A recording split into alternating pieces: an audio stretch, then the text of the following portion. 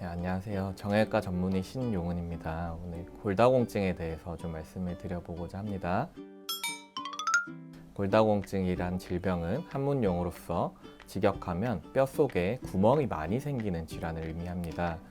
뼛속에 구멍이 많이 생기다 보니 같은 공간 내에 뼈의 양이 줄어들게 되고 뼈가 약해져서 골절에 취약해지는 상태를 골다공증이라고 합니다.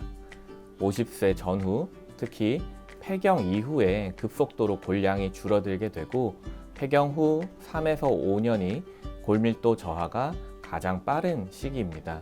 그래서 여성분들에게 보다 골다공증이 더 많이 발생하는 것으로 알려져 있습니다.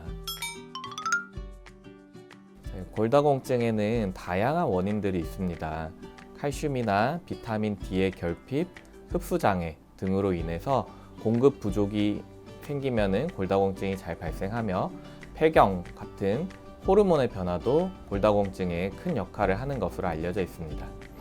가족력과 같은 유전적인 요인도 있고 운동 부족도 골다공증의 원인으로 알려져 있습니다. 또한 흡연이나 음주, 약물 등도 2차적으로 골다공증을 유발할 수 있습니다. 골다공증의 증상은 많이들 물어보시는데 골다공증이라는 질병 자체로는 증상을 특별하게 유발하지 않는 것으로 알려져 있습니다.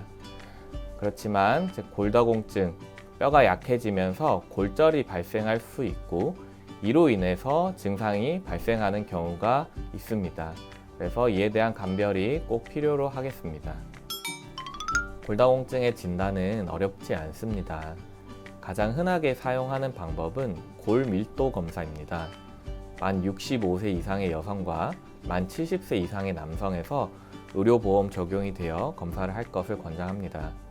엑스레이처럼 누워서 촬영하여 검사치를 측정하는 방법인데 T-스코어라고 하는 절대 수치를 기준으로 진단을 하게 됩니다.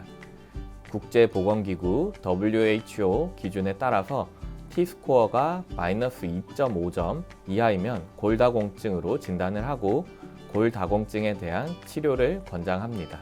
T-스코어가 마이너스 1.0보다 높으면 정상이고 마이너스 1.0에서 마이너스 2.5 사이는 골다공증 전 단계라고 하여 골감소증이라고 진단을 하게 됩니다.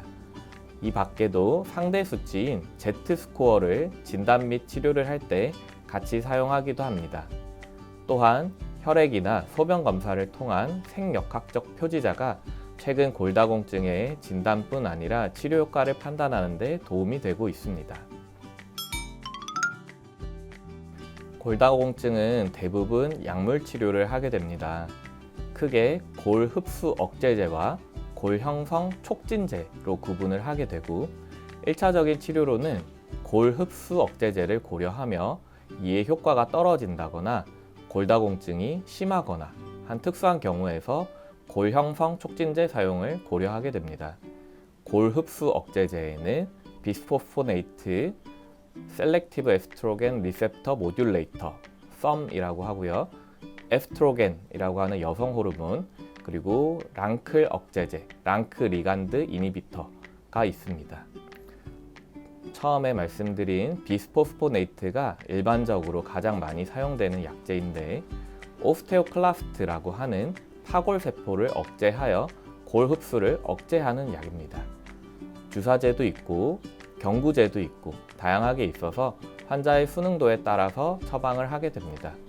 비스포스포네이트의 대표적인 부작용이 두 가지가 있는데 대퇴골 근위부 부정골절과 턱뼈 괴사입니다. 특히 턱뼈 괴사의 가능성이 있어서 임플란트 등의 치과 치료를 받을 계획이 있다거나 치료 중인 환자분들은 주의를 요하며 약제 조절이 필요할 수 있습니다. 이런 합병증들은 비스포스포네이트라고 하는 약의 투여 기간이 길어질수록 증가하기에 4에서 5년 정도 치료를 한 이후에는 약을 중단하는 휴지기를 갖는 것을 권장드립니다. 셀렉티브 에스트로겐 리셉터 모듈레이터, 우리말로는 선택적 에스트로겐 수용체 조절제라고 하는데요. 이는 여성 호르몬인 에스트로겐과 거의 동등한 효과를 내면서 유방암이나 자궁 내막암과 같은 여성암 발생 위험성을 높이지 않는 것으로 알려져 있습니다. 또한 심혈관 질환의 예방 효과도 있지만 정맥 혈전색전증 발생 위험도를 높일 수 있고 여성에서만 사용할 수 있다는 단점이 있습니다. 랑크 리간드 이니비터, 랑크 리간드 억제제는 비교적 최근 상용화되어서 비스포스포네이트에 비견할 정도로 인기를 얻고 있는 약인데 파골세포의 단순한 억제를 넘어서 파골세포의 형성과 분화, 촉진까지 억제하는 효과를 갖습니다. 골다공증의 치료를 할 때 먹는 약에만 의존하지 않고 칼슘과 비타민 D를 보충해 주는 것도 중요하다고 알려져 있습니다. 이는 골다공증이 진단되기 전에도 예방을 위해서 도움이 되며 하루 1200mg의 칼슘과 800 인터내셔널 유닛의 비타민 D 섭취를 권장드립니다.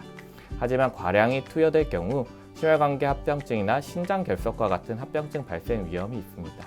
골 형성 촉진제는 효과는 좋으나 매일 주사해야 된다라는 단점, 그리고 비용이 비싸다라고 하는 단점이 있습니다.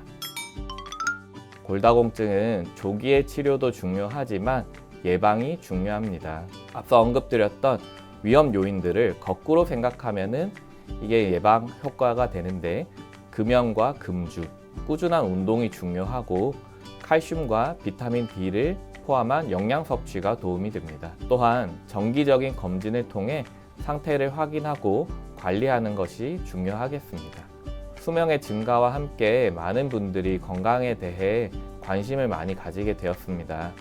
골다공증이라는 질환이 어디서 한 번씩은 들어봤을 정도로 유명해졌다라는 건 그만큼 유병률이 높고 중요하다는 의미겠죠. 골다공증 자체도 문제이지만 뼈가 약해짐으로 인해 발생하는 골다공증성 골절은 더 치료가 까다롭고 예후가 좋지 않기에 더욱 주의를 기울일 필요가 있겠습니다.